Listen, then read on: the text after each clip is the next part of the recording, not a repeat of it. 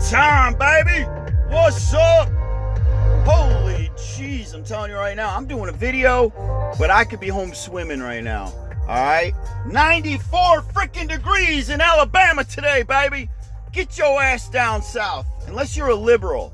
If you're a liberal, you stay up in New York, okay? Don't you come bother us down here. We're living happy, man. We don't need all that liberal bullshit tax and all that down here. Stay away from us now. Alabama, Florida is the place to be. Alabama, Florida, freaking Georgia, man. These are gorgeous freaking states. Georgia's losing it, though. I got to give them that. Florida, amazing. Alabama still got it together. You buy $1 million house in Alabama, guess what? In New York, it's a $10 million freaking dollar house. All right? Taxes absurd. My house in New York, the property tax on it was $8,000 a year. You know how much property tax is on my house down here? $1 million house in Alabama. Guess what the property taxes are on? Under 5 freaking G's, baby. Under 5 freaking G's.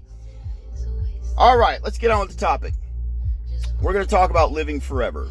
I'm going to be doing a segment every day, 1 or 2 videos. The segment's going to be titled Live Forever. And I'm going to spill this brain out, spill all the knowledge in this brain. I'm going to give you as much as I can, as much information as I can to extend and prolong your life. Not just extend it, prolong it. But don't you want to live happy and healthy those last few years of your life? Right? Who wants dementia? Who wants to end up in the hospital the last 5-10 years of your life? Who wants to fade away? So, this is one of the most important. This is swept under the rug. Not many people know about it. Not many people realize that they could have, hey man, you know that heart attack you had? We totally could have prevented it. You know the stroke you had? We totally could have prevented it. It was preventable. You want to know how? Donating blood. That's how. Let me explain this to you people. Hey, why do you think women live longer than men? You guys do realize that, right? You know your wife's probably going to outlive you, right? Why is that?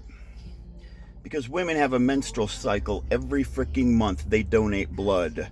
That's right. By women bleeding every month and lowering their iron levels, lowering the red blood cell count, lowering the free radical count, every month they're donating blood. Every month they're changing the oil. You see, every month their body has to create fresh blood. Okay? Hey guys, when do you bleed? When do you donate blood? How often are you eliminating free radicals, excess iron, excess red blood cell count? How often are you doing it? You're not doing it enough. Therefore, you know what's happening inside you right now? It's like when you run your vehicle 100,000 miles over an oil change. What happens? You blow the frickin' motor. That's what happens. Okay, if you never pay attention to the oil in your vehicle, your car dies.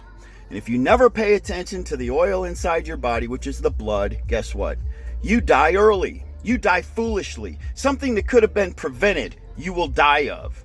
You want to know why? Because throughout your life as a man, iron begins to build up in your blood. All right, now iron is healthy for you. Iron is good for you, but excess levels of iron, not good for you. Very dangerous for you. As a matter of fact, excess iron develops free radicals that are cancer causing. And if you don't eliminate the free radicals from the blood, guess what they do? They take cells that possibly could never have been terminal. Nice, healthy, beautiful cells. And all of a sudden you now have cancerous cells in your body because you let these free radicals just have free range over your body when you could have eliminated them. And that's what donating blood does. Every 12 weeks, I donate blood. Now, here's how you donate blood. First of all, it decreases by 80% heart disease and cancer if you do it every 12 weeks. When you go donate blood, though, this is the process. I'm going to tell you yay or nay if you need to donate or not. Because some of you may not need to donate blood. All right, here's how you can tell. If the nurse, she's going to prick your finger. She's going to take a drop of blood and she's going to put it on this little tester, this little test kit. And the test kit is going to read your red blood cell count. Now, if your red blood cell count is under 13, you have nothing to worry about. You do not need to donate blood. Don't donate blood, because your red blood cell count will drop from 13 to possibly 11, and that's dangerous, because now you're not going to be able to heal. Your iron is going to be too low. You're going to get sick. Okay, that means that you don't have free radical issues if your red blood cell count is already 13 or lower. You donate blood when your red blood cell count is 14 and higher. Meaning it could be 14, 15, 16. When you get into 17, 18, you better be donating blood. Let me tell you something, 19, 20, they won't even take your blood, because your blood will kill somebody. So let's say you go donate blood today and they prick your finger and they find out that your hemoglobin or your red blood cell count is 20. You got to ask them. As soon as they prick your finger and they take the blood over to the little thingamajig there, you say, hey, what was my hemoglobin? Can you give me the number? And they'll give you the number. And you need to know that number. Every time you donate blood, you ask for that number. Because again, if you're under 13, you shouldn't be donating blood. But you want to know if you're at like 17 or 18.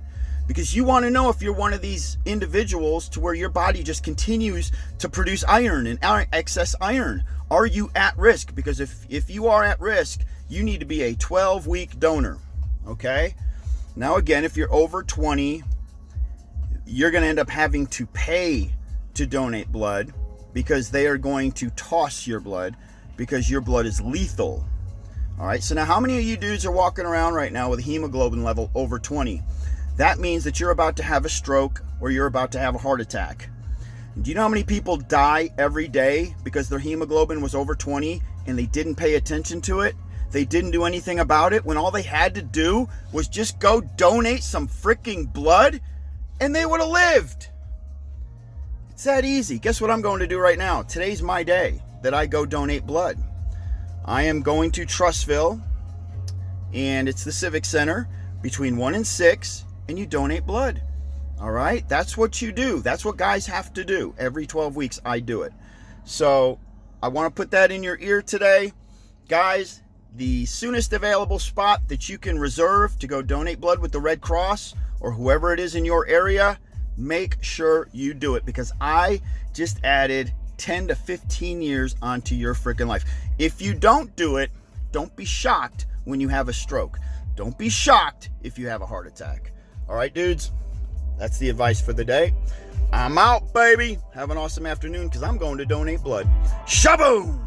Peace!